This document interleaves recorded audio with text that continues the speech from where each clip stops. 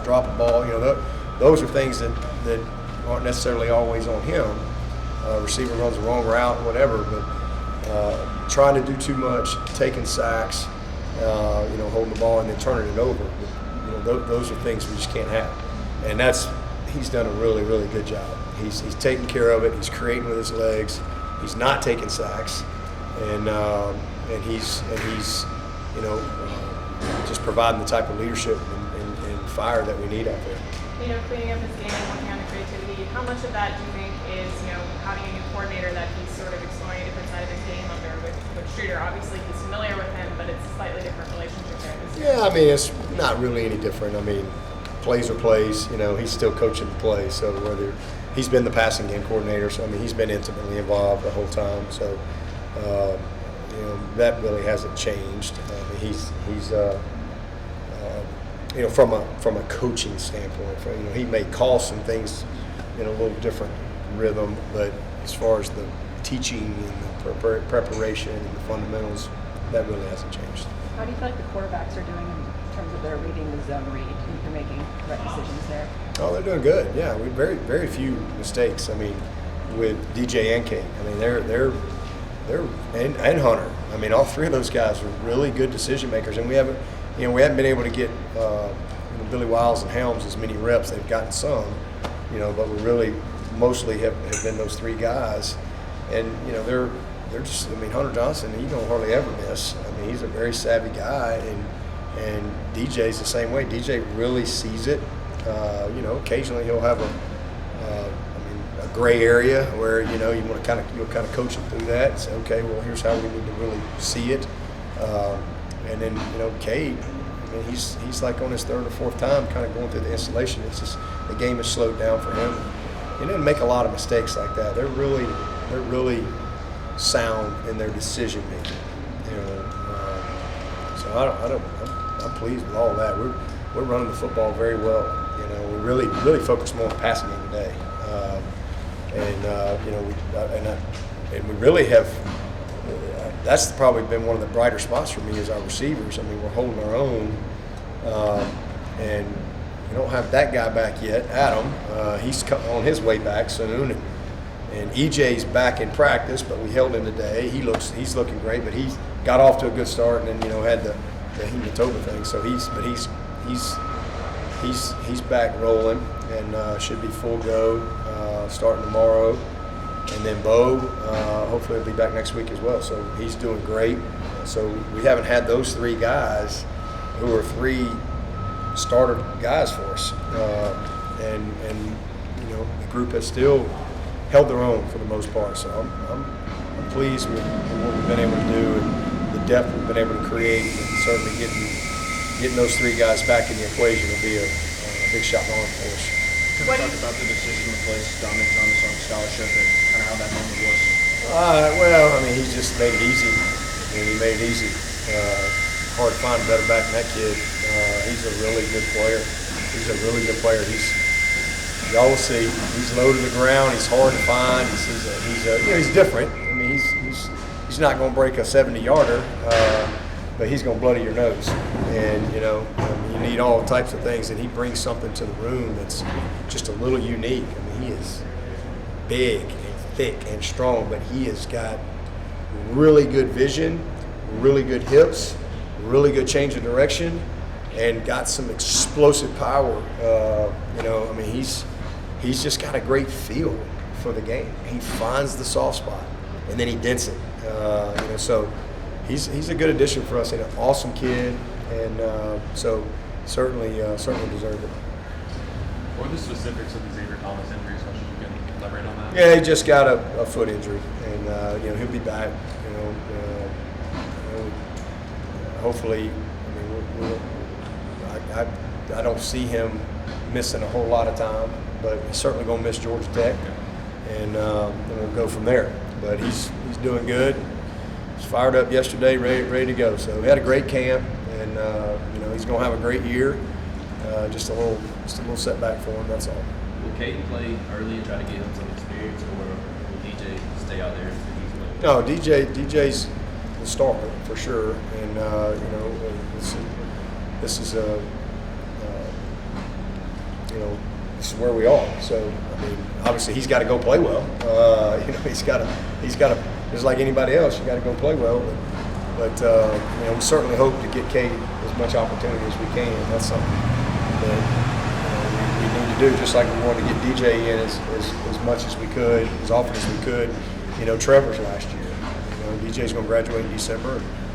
He's got big goals and aspirations, and he knows what he's got to do. And so he's just got to go do it. But hopefully we'll be able to get Cade as much opportunity as we can. But DJ's the starter; he's earned that, and it's up to him to continue to earn it every week.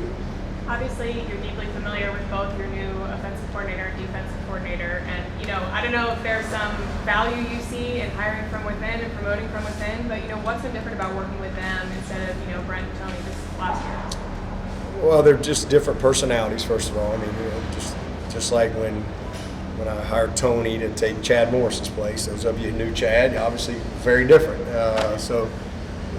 But I have relationships with all those guys, and I think it's great to be able to hire from within if it's feasible, if it's the right fit, the right timing, and the right, need. And that's the case that we had here. So, Streeter, I mean, we're lucky Streeter's still here. I mean, he's turned down a bunch of jobs. He's turned down SEC coordinator jobs. He turned one down last year. And he's turned down NFL jobs. And, he loves it here. He played here. And he knew Tony eventually would get an opportunity, and he really wanted to be the coordinator here. And but that's why we promoted him and made him passing game coordinator. And he's did a great job in that role. He coached Deshaun 2 years. He coached Trevor all 3 years. Recruited him. Recruited DJ. Recruited Cade. I mean, he's done a phenomenal job. So he deserved it. And so it's just that simple. And again, it's not always the case. When I hired Brent, I didn't have a guy at the time that I felt like was ready to do it. And so this particular time, 10 years later, I had a guy. And so, that's great when it works out that way. But it's been fun. Those guys have been awesome, and we've got a great staff. And, but with Nick, even though he's brought him from the outside, I've never worked with Nick. But he's just awesome at what he does. It's just a bonus that he went to Clemson. And then same thing with Kyle. I hired Kyle to eventually get him on the field, and I just haven't ever had an opportunity really to get him on the field yet. So it worked out really good to be able to put him on the field as well. It's been fun to watch him, take that next step that he's been hoping for. What's been the progression of the tight end group from the start of fall camp to like these scrimmages? Yeah, they've been really good. I mean, Davis Allen he's just a solid oak tree, man. I mean, steady. I mean, he's a pro. I mean, he's the epitome of a pro. And how he handles himself, his commitment, his toughness. I mean, everything about it. So I'm really pleased with him. Brenny's been awesome. This has been by far the best patch of Brenny that we've had. He's the best Brenning stool that he's been since he got here. Last year he was like a dang 2-year-old lab running around out there, crazy, and just wide open, 100 miles an hour, super talented, and then had to get bigger, had to get stronger, had a lot to learn, and then did some good things. I thought he finished well in the spring, and I think he carried that momentum into the summer. But he's had a really good camp. I mean, he's a really talented player, and he's done some really good things. So I feel great. Sage is kind of the same, man. As Dave, just very steady, tough, gritty. It's a good group. And then, nobody ever talks about Luke Price, but Luke Price has really made himself a good player. I mean, he's a guy that, man, it's short yardage and goal line. You want Luke Price in the game. I mean, he brings a lot of grit and toughness and incredible football IQ. I mean, this guy really, really knows the game and has worked really hard on all the aspects of playing tight end. So it's a good group. And then I'm going to tell you, Josh Sapp, man, we hit a home run getting that kid. We're lucky to have him. He is a really good player. He's made a play every day, and he had a touchdown today to start the scrimmage off. So, he's just a probably a lot like his dad was. Just a diverse, savvy guy. You really study Josh Sapp. He's played everything from quarterback to tight end to receiver to running back to DN to linebacker. He's played a lot of things in his career, and he's a really good basketball player. So he's just a big athlete. This kid's 240 pounds and really soft hands, and he's hard to tackle. He's still learning, but it's a good group. It's a really good group, and I think they're poised to have a really good year for us. Tyler Venables was talking yesterday about the emotional pull of your dad's at Oklahoma, but you want to stay at Clemson. I mean, did you have an idea of how hard that decision was going to be for him, and what does it say about him? I mean, I thought it was. I'm sure it was hard. I thought he was going to go. I mean, I just kind of assumed. He and his dad are close, and I say, what are you going to do? And he's like, well, I'm staying. And I'm like, well, awesome. So I just I didn't want to assume anything, but I thought emotionally probably it would be.